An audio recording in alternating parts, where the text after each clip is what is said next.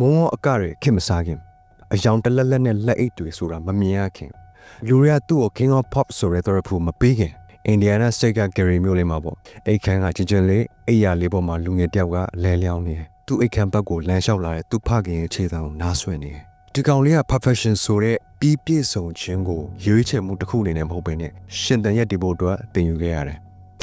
Brain Pop ကနေပြန်လည်ကြိုဆိုလိုက်ပါတယ်ဒီနေ့မှာတော့မကြခင်ထွက်တော့မဲ့ Michael Jackson အကြောင်းရုပ်ရှင်မထွက်ခင်မှာသူ့ဘဝမှာဘယ်လိုဖြတ်သန်းခဲ့ရလဲသူဘယ်သူလဲဆိုတော့တေချာနားလေတော့နည်းနည်းလေးလေ့လာကြည့်လိုက်အောင်ဒီဗီဒီယိုက Michael Jackson Superstar ဆိုတာထက် Michael Jackson လူသားတစ်ယောက်အထီးကျန်ခဲ့ရတဲ့ကလေးထက်မြက်သူတစ်ယောက်ပြီးတော့တကဘာလုံးရဲ့ weight ကိုကြိုးကြည့်လွယ်ပခုံးမှုမှာတင်ထားခဲ့တဲ့သူတစ်ယောက်ကြောင့်ပြောတော့မှာဖြစ်ပါတယ်မတက်အကြောက်တရားနဲ့ရေးချင်းဖြစ်ပေါ်ခဲ့တဲ့နေရာဒီကဘာလုံးကသူ့ကိုမသိကြဟိုးလွန်ခဲ့တဲ့အချိန်တွေတုန်းကပေါ့ Michael Jackson ဆိုတဲ့ကလေးလေးက Indiana State Gary မြို့က Jackson လမ်းပေါ်မှာနေထိုင်ခဲ့တယ်အသက်အရွယ်ရပြီးသားလူကြီးတယောက်ကိုတော့မာကျောသွားစေနိုင်တဲ့ကြမ်းတမ်းတဲ့မြို့မှာနှုတ်နေသေးတဲ့ကလေးလေးတယောက်ကိုရှင်းသန်စေခဲ့တယ်အိမ်လေးကလည်းတေးသေးလေးပဲလူ17ယောက်စမ်းဖို့အတွက်တော်တော်လေးကိုသေးတဲ့အိမ်ပဲ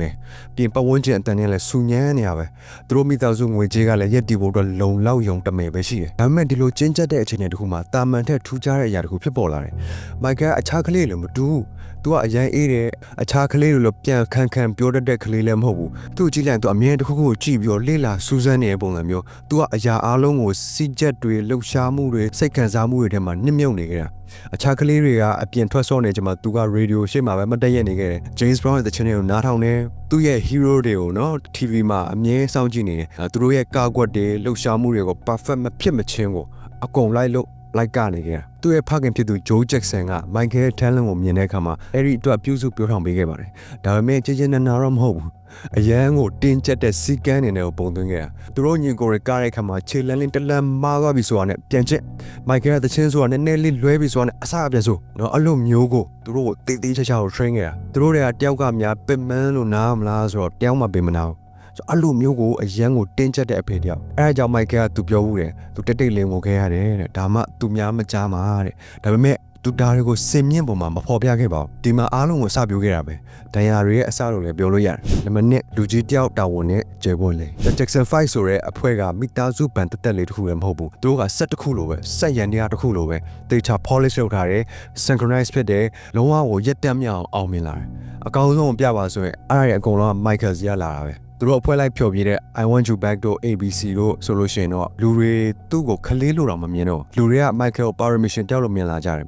သူ့အတန်မှာနာကျင်မှုတွေဝမ်းမြောက်မှုတွေတောက်လောင်မှုတွေနဲ့ခလေးတောက်နေတဲ့နားမလဲသိတဲ့ပုံစံတွေအောင်ပါလာနေအောင်လူတွေကသတိထားမိလာကြတယ်ဒါပေမဲ့ Michael ကအဲ့ဓာတွေကိုအရွယ်နဲ့မလိုက်အောင်ကောင်းကောင်းကိုနားလည်နေစင်နောက်ကွယ်မှာသူကအဆက်ကြောက်ကြီးတဲ့ကောင်လေးတယောက်လိုပဲစင်ပေါ်လဲရောက်ရောအခြားတယောက်လိုပြောင်းလဲသွားတာသူ့ကို Spotlight Warrior လို့တော့မှခေါ်ကြတယ်အရန်ထက်မြက်တဲ့ဖြော်ပြရေးသမားဗီဇပါတယ်လို့နာမည်ကြီး Motown လို့ခေါ်တဲ့ music company က executive တွေကတော့မှ Michael ရဲ့ထူးချွန်မှုကိုမွေးရပါလို့တော့ပြောကြတယ်ဒါပေမဲ့ဒီလို gift နဲ့မွေးဖွားလာတဲ့နောက်ကွယ်အဖိုးခါကတော့ကလေးတယောက်လိုဘဝဆိုတာမရှိခဲ့ဘူးသူကလေးတွေလိုစော့ချိန်မရှိဘူး privacy ဆိုတာလည်းမရှိဘူးလုံခြုံမှုဆိုတာလည်းမရှိဘူးသူကတာမန်လူလိုကြီးဝင်လာတာမဟုတ်ဘူးသူကဖြော်ပြင်းနေပဲကြီးဝင်လာလို့ပြောလို့ရတယ်။ဘာတော့ထူးချော်ထက်မြက်ခြင်းရဲ့အထီးကျန်မှု။ဘာလို့အမြင်အောင်ကြည့်လိုက်အသက်17နှစ်အရွယ်ကလေးတယောက်ကမီလီယံနဲ့ချီတဲ့လူတွေရဲ့နှစ်သက်ချုံခံရတယ်။ဒါပေမဲ့သူ့အသက်အရွယ်မှာစစ်မှန်တဲ့တငယ်ချင်းဆိုတာမရှိခဲ့ဘူး။မြင်အောင်ကြည့်ကဘာတွေပတ်ပြီးတော့ဘယ်နေရာမှအိမ်လိုမခံစားဘူး။ Superstar တယောက်ဆိုပြီးချီးမွမ်းခံနေရပေမဲ့စစ်သားတယောက်တော့တဘွားလုံးအပြစ်ပေးခံနေရတာကိုတွေးကြည့်လိုက်။ Michael တမူထူးခြားတယ်ဒါပေမဲ့ तू ဖြစ်ချင်ခဲ့တာမဟုတ်။ तू ဖြစ်ဖို့လိုအပ်လို့ဖြစ်ခဲ့တာ။ဒါကြောင့် तू တခါပြောဦးတယ်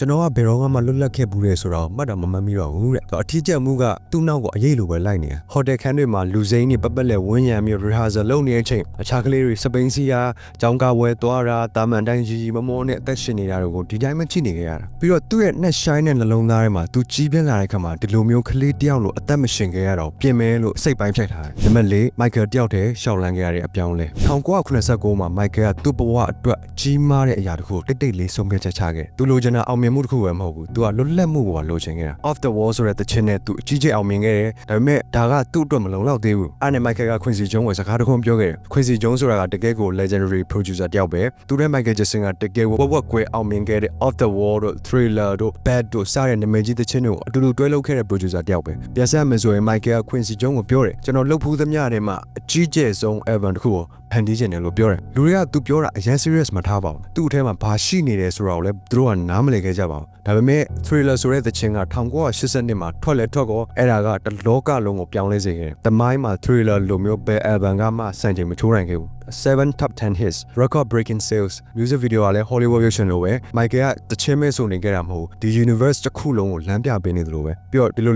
နောက်ပြန်လမ်းလျှောက်တဲ့ style မုံဝအကဆိုရင်လည်းကံကောင်းဖြစ်လာတာမဟုတ်ဘူး။နိုင်ပေါင်းများစွာရက်တဲ့ပတ်ပေါင်းများစွာလပေါင်းများစွာ street dancer တွေစီကနေလေ့လာပြီးတော့ studio တွေမှာပြန်လေ့ကျင့်နောက်ဆုံး gravity ကိုစန့်ကျင်နေသလိုမျိုးလုံးဝ perfect ဖြစ်တဲ့အထီကိုလေ့ကျင့်ခဲ့ရတာ Michael Jackson က trend နဲ့နောက်ကိုလိုက်ခဲ့ရမဟုတ်ဘူးသူကိုယ်တိုင်က music ကိုပြန်လည်ဖန်တီးနေတဲ့သူပြောင်းဖြစ်နေတာ။နံပါတ်5လူတွေမမြင်တဲ့ genius တရားလူတွေက result ကိုပဲမြင်တယ်ဒါပေမဲ့နောက်ကွယ်မှာဘလောက်ထိအလုပ်လုပ်ရလဲဆိုတော့မမြင်ကြဘူး Michael Jackson ရဲ့ talent ဆိုတာကမတော်ရဆဖြစ်လာတာမဟုတ်ဘူး studio ထဲမှာပါဇက်နဲ့ push ကျွန်တော်မလုပ်တော့ဘူးနော်ဟို beatbox လုပ်တော့ပြောတာ beatbox ရဲ့ arrangement တွေပါတယ်လို့ record လုပ်အခောက်ပေါင်း20 40နောက်ဆုံး80နော်တကြောင်တဲ့ကိုမကြိုက်မချင်းကိုလှုပ်တယ်ပြီးတော့ဘလောက်တော်လဲဆိုတာ piano ကိုလက်တင်မတီးခင်မှာခေါင်းထဲမှာကတည်းကတန်စင်ကို sequence တစ်ခုလုံးစီးပြီးနေပြီအလောက်ထိကိုကျွတ်တာ smooth criminal ကအရှိကိုစောင်းကြတဲ့ style ဆိုလို့ရှိရင်လေသူက design ဖန်တီးသူတွေနဲ့တေချာတိုင်ပင်ပြီးတော့ခန္ဓာကိုစောင်းကြတဲ့အခါမှာဖက်နှက်ကိုကြမ်းမြင့်မှာတေချာ lock ကြနေအောင်ဖန်တီးကြတာဒါတွေအားလုံးအပျော်လို့တာမဟုတ်ဘူးသူကကြည့်ရှုတဲ့သူတွေကို magic ကိုကြည့်နေရတယ်လို့မျိုးခံစားစေချင်တာ beat it ဆိုတဲ့တခြင်းဆိုရင်တကယ်အပြင်က game member တွေကိုခေါ်ပြီးတော့စီးလုံးညီညွတ်မှုဆိုတဲ့ message ကိုပေးသွားတာ thriller ဆိုလို့ရှိရင်လေ Hollywood level makeup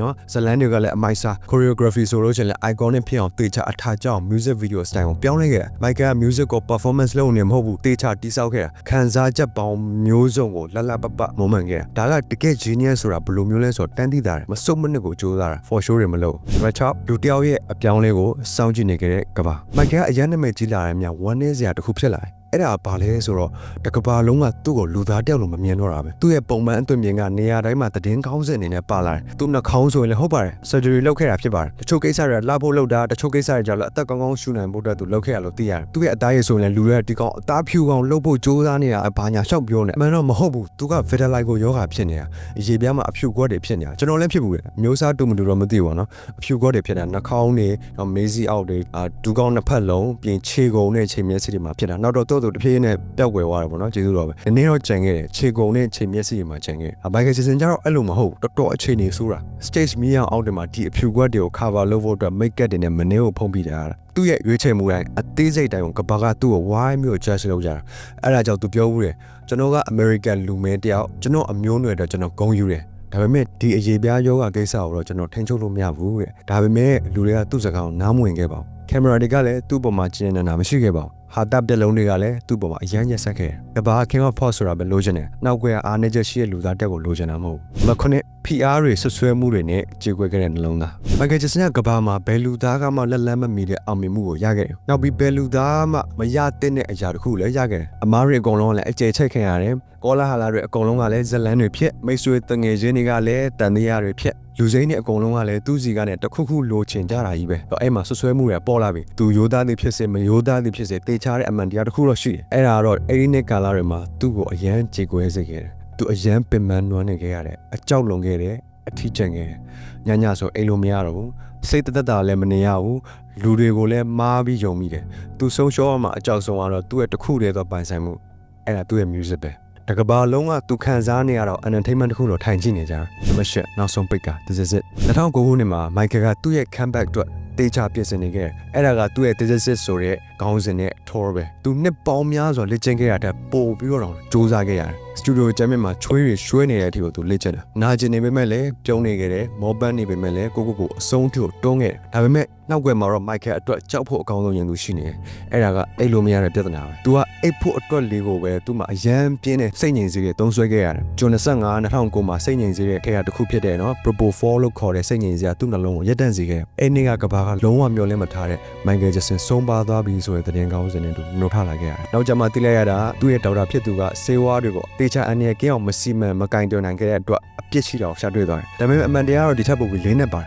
။ Michael Jackson ကဆေးဝါးကြောင့်တေရတဲ့သူတည်ခဲ့ရတဲ့က အရန်ပြင်းထန်တဲ့ဖိအားတွေကြောင့်ရင်နှစ်ရှည်လများခံစားခဲ့ရတဲ့နာကျင်မှုတွေနောက်ပြီးနှစ်ရှည်လများလူသားတယောက်လိုအသက်ရှင်ခွင့်မပေးခဲ့တဲ့ကဘာအတွက်ကို perfect ဖြစ်အောင်ကြိုးစားခဲ့ရတာကြောင့်ပဲ Michael Jackson ရဲ့ဘဝကကျွန်တော်တို့ကိုဘာတွေသင်ပေးခဲ့လဲ Michael ကကဘာကိုသူ့ရဲ့ music performance တွေနဲ့အလားအပဆုံးအကောင်းဆုံးသောအရာတွေကိုပေးခဲ့တယ်ဒါပေမဲ့ကဘာကြီးကတော့သူ့ကိုအမြဲချင်နေတာမဆက်ဆံခဲ့ဘူးသူ့ဘဝကကျွန်တော်တို့တခုခုသင်ပေးနေတယ်အတောက်ပဆုံးအလင်းရောင်တွေတော့မှအမောင်ဆုံးအရေးကဖုံးလွှမ်းတတ်တယ်ဒီလို talent တွေကတန်ကြက်ကလို့မကာဝယ်ပေးနိုင်ဘူးအောင်မြင်ကြော်ကြားမှုတိုင်းကလည်းပျော်ရွှင်မှုဟုတ်မနေဘူးအပြုံးတွေဆိုတာကလည်းတစ်သက်လုံးခံနေရတဲ့ဖိအားတွေကိုဖုံးကွယ်တတ်တယ်အကြီးမဲ့ဆုံးမဆိုတဲ့လူတွေဆိုတာကလည်းတိတ်လေးကြည်ကွဲနေတတ်တယ်ဒါပေမဲ့ Michael ကကျွန်တော်တို့ကိုဘာတွေထပ်ပြီးသင်ပေးခဲ့လဲဆိုတော့လူတစ်ယောက်အားဖြင့်ကဘာကြီးကိုပြောင်းလဲစေနိုင်တယ်ဆိုတာပဲဂီတအားဖြင့်တော့လည်းကောင်းအမှုပညာအားဖြင့်တော့လည်းကောင်းဒါမှမဟုတ်သူများနဲ့မတူကွဲပြားအောင်လုပ်နိုင်ခြင်းတော့လည်းကောင်းစသဖြင့်ဒါတွေကကဘာကြီးကိုပြောင်းလဲလို့ရတယ်ဆိုတာပဲ Michael Jackson ကမပြည့်စုံခဲ့ပါဘူးသူကလူသားတယောက်ပဲထက်မြက်တဲ့အထင်လွဲစရာကိစ္စလည်းမျိုးစုံဖြစ်ခဲ့တယ်